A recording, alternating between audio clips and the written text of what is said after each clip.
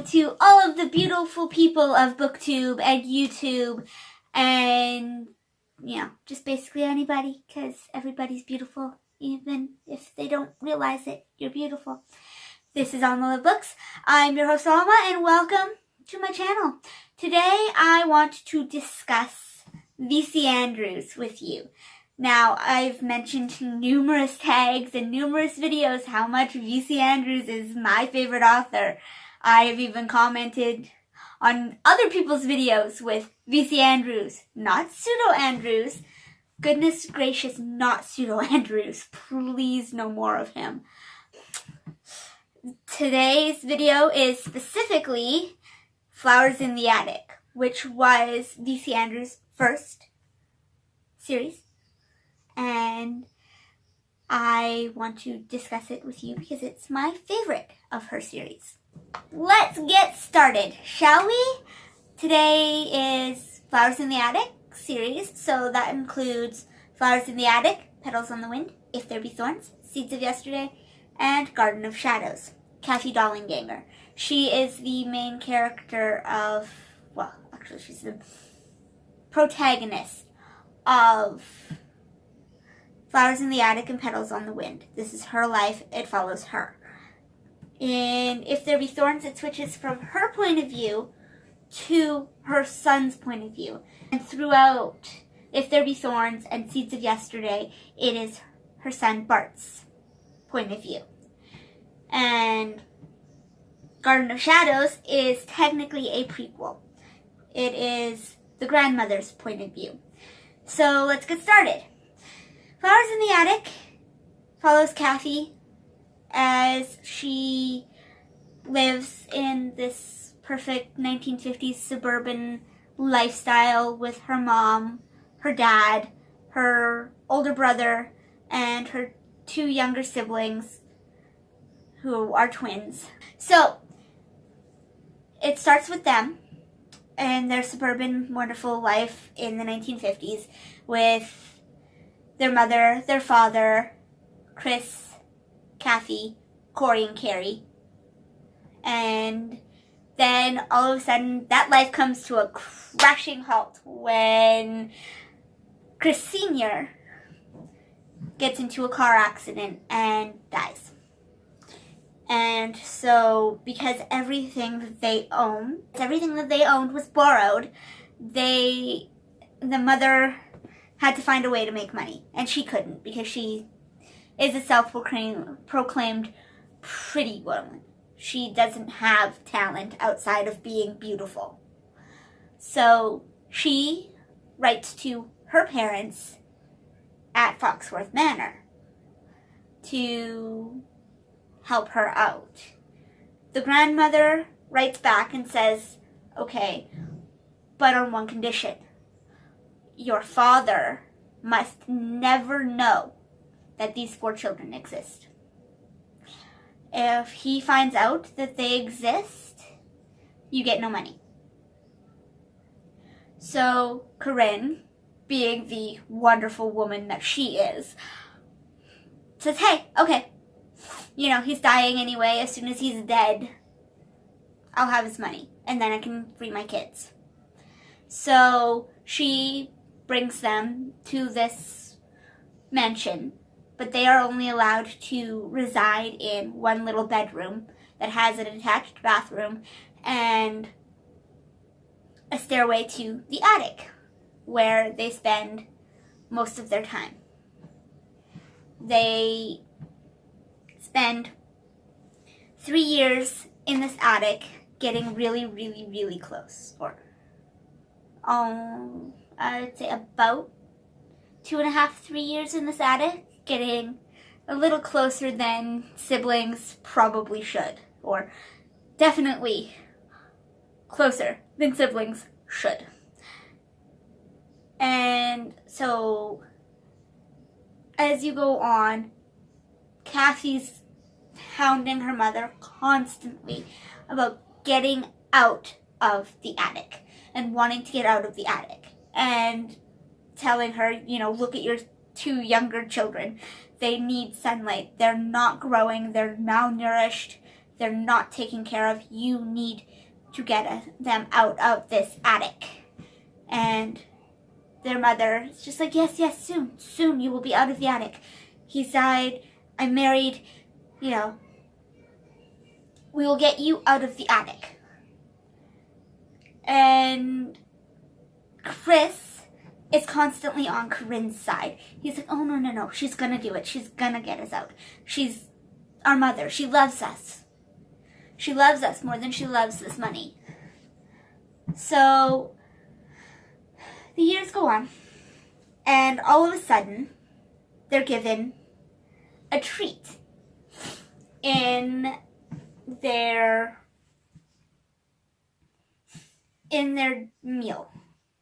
It's a special treat. It's a donut. And they are absolutely grateful for the fact that they get this one little special treat. By the end of the book, it was Corey's dying that turned Chris around to, okay, we need to escape. We need to get out of this. We need to go. And Kathy's like, now you hear me. Now you hear me. But they get out and they run off. Cut to Petals on the Wind. Petals on the Wind is what happens to them after they escape the attic. So they meet Paul Sheffield, who ends up being their adopted father. He's a doctor. He helps get them situated into an actual life with Kathy, Chris, and Carrie. So he gets them into an actual life and back into high school, and Kathy back into her dance, and Chris on the path towards becoming a doctor, and he helps Carrie immensely. It keeps following Kathy through 10 years of her life, and in her trying to get revenge on her mother for what she did to Corey and to Kathy. Or, why do I keep calling Carrie Kathy? What she did to Corey and what she ultimately did to Carrie.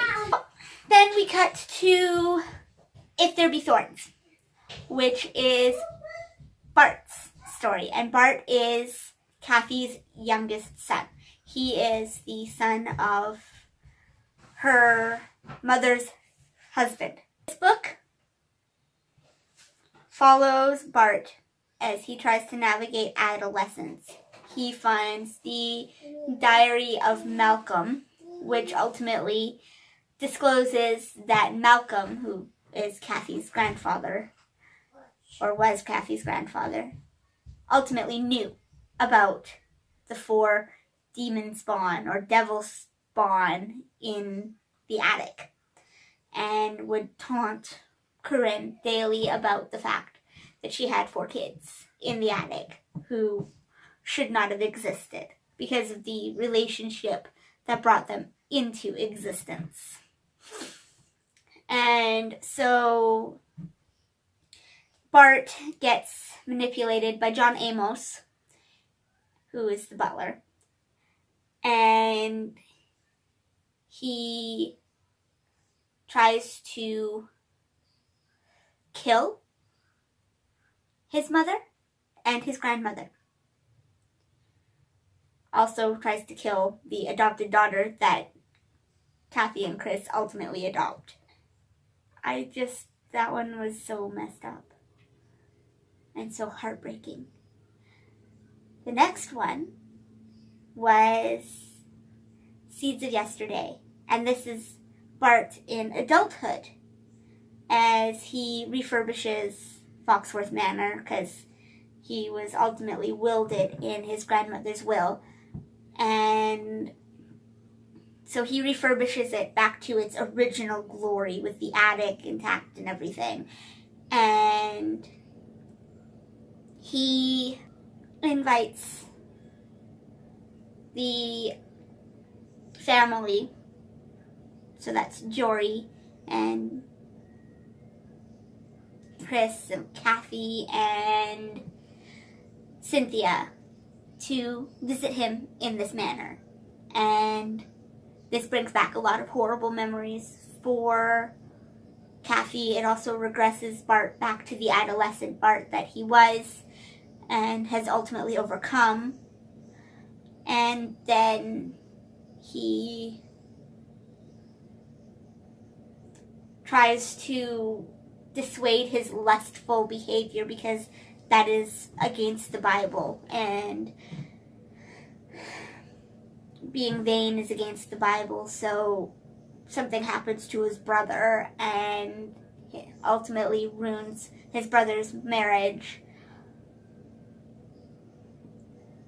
And then he ends up falling for his adopted sister. Garden of Shadows is the grandmother's side of the story. It starts before she was married to Malcolm, and it ultimately discloses the connection between Corinne and Christopher Sr., who, I'll leave that to your vivid imagination. But basically it discloses how Olivia was not really loved by Malcolm, and she was just there as a figurehead basically, and before she married him she thought he loved her and he didn't. He wanted Alicia, who was his stepmother, and ultimately they cast Alicia and Chris out to pasture when Malcolm's father dies. So